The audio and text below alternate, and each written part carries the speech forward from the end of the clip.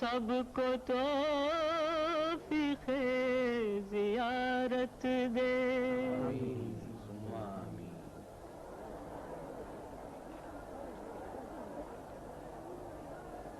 ذی الحجہ کی 11ویں تاریخ کو حاجی مینا سے رخصت ہونے سے پہلے دوبارہ رمی جمرات کرنے آتے ہیں. آج تینوں ستونوں پر 7 کنکریاں مارنا واجب ہے، اس ترتیب سے کہ پچھلے شیطان پر، پھر پہلے پر اور آخر میں درمیانی پر. اگر نشانہ چوک جائے تو دوبارہ کنکری ماری جاتی ہے. آدمیوں کی اتنی بھیڑ اور دھوپ کی تیزی کی وجہ سے لوگ بتواز ہوتے ہیں، اس لیے اکثر نشانہ غلط ہو جاتا ہے اور کنکریاں بجائے ستونوں پر پڑنے کے دوسرے حاجیوں کے سروں پر پڑ جاتی ہیں. اس طرح پھر نشانہ لگانا پڑتا ہے. یہ کنکریاں بھی پہلے ہی مشعر الحرام سے چن کر جمع کر لی جاتی ہیں. یہ تینوں ستون ان 3 مقامات کے نشان ہیں جہاں جہاں شیطان نے حضرت ابراہیم خلیل اللہ کو بہکانے کی کوشش کی. انہوں نے اس مردود کے 7 کنکریاں ماری جس سے وہ ملعون زمین میں دھنس کے رہ گیا. اسی طرح 3 بار ابراہیم علیہ السلام نے 7 حاجیوں کا 7 کنکریاں مارنا حضرت ابراہیم کی یادگار ہے، تاکہ ہر حاجی کو یہ یاد رہے کہ شیطان کے بہکاوے میں کہیں نہ پھنس جانا اور راہ رات سے نہ بھٹک جانا. حاجیوں کا قیام 3 روز تک مینا میں رہتا ہے. ان دنوں میں مقامی بازار کی رونق بہت زیادہ بڑھ جاتی ہے. بازار بین الاقوامی نمائش نظر آنے لگتا ہے. دنیا کے ہر ملک کا خاص اور عمدہ مال یہاں مل سکتا ہے. مقامی دکانداروں کے ساتھ دنیا کے دوسرے ملکوں کے تاجر بھی ہوتے ہیں جو حج کرنے آتے ہیں اور اپنے ملک کی خاص چیزیں بھی ساتھ لاتے ہیں. انسانوں کا ایک سمندر ہے. ان کے سر یوں نظر آ رہے ہیں کہ جیسے سمندر میں طوفانی موجیں اٹھ رہی ہوں. عورتوں اور بوڑھوں کو ایسی حالت میں بڑی دشواری کا سامنا کرنا پڑتا ہے، لیکن اللہ کی خوشنودی کا خیال بازوؤں میں جوش پیدا کر دیتا ہے. عقیدے کی پختگی ہر مشکل کو آسان کر دیتی ہے. آپ کو اس مجمع میں ہر ملک، ہر رنگ، ہر صنف اور ہر عمر کے لوگ نظر آئیں گے. مرد، عورت، بوڑھے، جوان، گورے، سانولے، زرد اور سیاہ فام. مینا کا میدان ایک چلتا پھرتا چمن سا نظر آتا ہے جس میں ہر رنگ کا پھول ہو. ہر چیز جدا جدا، مگر جس طرح وہ کام ایک کر رہے ہیں اس طرح ان کے دلوں میں بھی ایک نور ایمانی ہے، ایک حالت اور ایک خیال دل میں لیے ہوئے. اللہ اکبر، اللہ اکبر، لا الہ الا اللہ، اللہ اکبر. اے خدا تو عظیم ہے، تو واحد ہے، تو بڑا ہے. پچھلی خطاؤں کو درگزر کر آئندہ نیک رہنے کی توفیق عطا فرما، کیونکہ تیری رحمت بے پایاں ہے. رحمت پر تیری میرے گناہوں کو ناز ہے. بندہ ہوں، جانتا ہوں تو بندہ نواز ہے. رمی جمرات کے لیے ہر شخص دوسرے سے آگے بڑھ جانا چاہتا ہے. اس طرح جوش میں آنا اور شیطانوں کو کنکریاں مارنا عجیب نظارہ پیش کرتا ہے. مینا میں حاجیوں کے ٹھہرنے کا مسئلہ اب بھی توجہ کرنے کے قابل ہے. تمام خیمے اور وہ عمارتیں جو حاصل کر لی جاتی ہیں ان میں بھی ایک کی جگہ کئی آدمیوں کو مجبوراً ٹھہرایا جاتا ہے. پھر بھی ایک بڑی تعداد یوں ہی رہ جاتی ہے. مینا میں یہ ہے مسجد خیف. یہ اتنی ہی قدیم ہے جتنا دین اسلام. حضور سرور عالم نے اپنے صحابیوں کے ساتھ کئی بار اس مسجد میں نماز جماعت ادا فرمائی ہے. مسجد کا صحن کافی بڑا ہے جس کی لمبائی 100 میٹر اور چوڑائی 90 میٹر ہے. مسجد کے صحن میں ایک گنبد ہے جس کے متعلق کہا جاتا ہے کہ یہ حضرت کے ٹھہرنے کا حجرہ تھا جس میں حضرت نے تہجد کی نماز ادا فرمائی تھی. جڑے کونین کے بڑے ہیں قدم، نہیں وہ خاک کے ذرہ شر کی عظمت کے.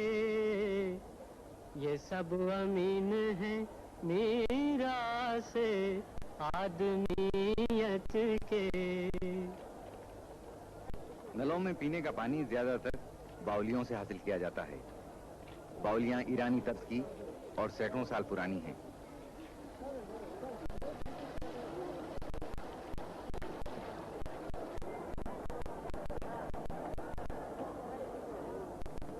یہاں ایک بہت ہی خاص اور مشہور باولی بھی ہے.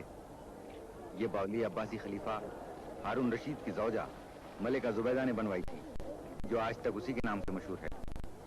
حال میں سعودی عرب کی حکومت نے جدید طریقوں سے پانی حاصل کرنے کا بھی معقول انتظام کیا ہے.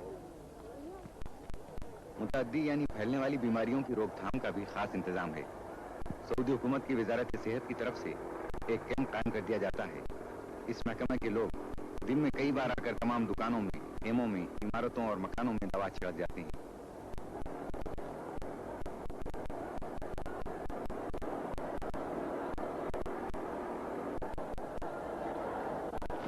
ابھی تک پورے حاجیوں سے رمی جمرات کا فرض ادا نہیں ہوا ہے. دیکھیے تو کس جوش و خروش سے حاجی تینوں شیطانوں کو کنکریاں مار رہے ہیں.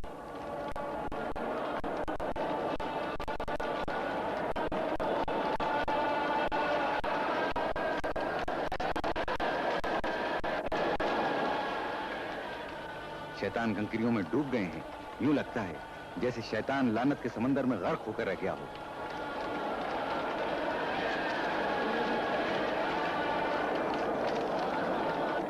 مینا کے سب اعمال بجا لانے کے بعد حاجی بیت اللہ شریف کی طرف لوٹ رہے ہیں تاکہ خانہ خدا کا رخصتی طواف کر لیں اور جو نمازیں خاص طور پر مقرر ہیں انہیں ادا کر لیں.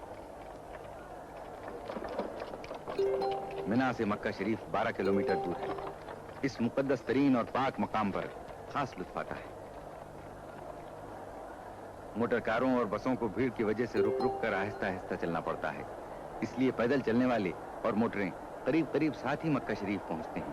تیرے احکام پر چلتے رہے ہم، تیرے احکام پر چلتے رہے ہم، یہی ہے مدعا دل کا ہمارا، یہی ہے مدعا دل کا ہمارا، کریمہ داورا پروردگارا. ہم ایک بار پھر مسجد الحرام کے درمیان کعبہ معظم کی زیارت کے لیے حاضر ہوئے. مسجد الحرام کی وسیع عمارت کے درمیان کعبہ دل کی حیثیت رکھتا ہے. مسجد الحرام کے وسیع صحن میں سفید کپڑے کے تھان پھیلے ہوئے ہیں. یہ تھان کعبے کے پردے سے مس کیے جاتے ہیں اور ان پر زمزم کا پانی چھڑکا جاتا ہے. حاجی اس کپڑے کو لے جاتے ہیں تاکہ مرنے کے بعد انہیں اسی کپڑے کا کفن دیا جائے. موت برحق ہے کہ جو بھی ہے وہ فانی ہے. خانہ خدا جس کی بنیاد ابراہیم علیہ السلام نے رکھی اور حضور اکرم نے اس کی تکمیل فرمائی.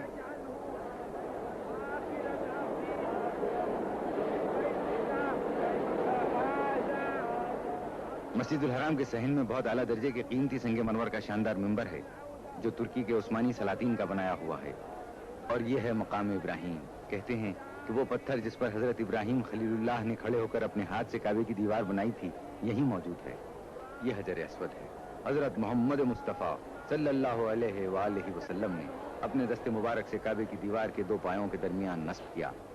کعبے کا غلاف سیاہ رنگ کے موٹے بنے ہوئے ریشم کا پردہ ہے جو خانہ خدا کو اپنی آغوش میں لیے ہوئے ہے. یہ کعبے کے اوپر سے نیچے تک چاروں طرف لپٹا ہوا ہے. اس میں بڑی کاریگری سے بنائی میں نہایت خوشخط قرآنی آیتیں تحریر کی گئی ہیں. آیتیں وہی ہیں جو اللہ تعالیٰ کی طرف سے حج کے احکام اور تمام دنیا کے مسلمانوں کو آپس میں اتحاد و اتفاق قائم کرنے کی تعلیم دیتی ہیں. یہ پورا پردہ ہاتھ کا بنا ہوا ہے. اس فلم کی تیاری کے موقع پر جب ہمارے کیمرامین نے مسجد الحرام کی عکاسی شروع کی تو آسمان بالکل صاف تھا، لیکن یکایک بادل آنے شروع ہوئے اور دیکھتے ہی دیکھتے سارا آسمان بادلوں سے ڈھک گیا. مشتاق تجلی کو بس ایک تجلی دے، بڑھ جائے طرف دل کی کچھ ایسی تسلی دے. مشتاق تجلی کو بس ایک تجلی دے.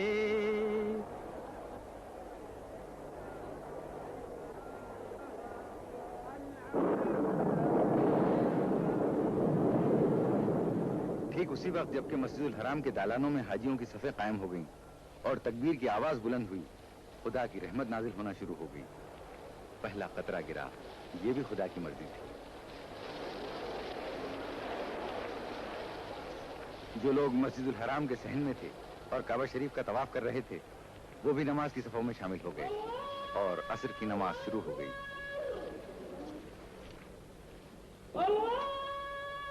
شروع کرتا ہوں اللہ کے نام سے جو بہت مہربان اور رحم کرنے والا ہے.